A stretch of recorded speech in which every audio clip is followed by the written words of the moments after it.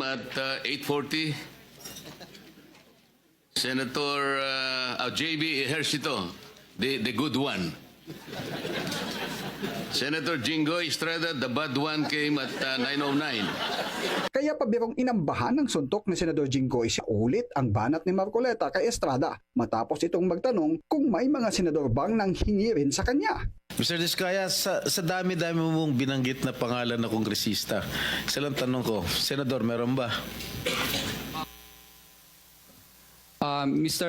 Your Honor, wala po. So, Sigurado ka? Safe ka na. Sigurado po. Nagtawanan pero umalma na si Estrada at kahit nakangiti, inihayag na niya ang kanyang saloobin sa biro sa kanya ni Marcoleta. I resent that statement, Mr. Chair. I resent that statement. Safe ka na. Okay.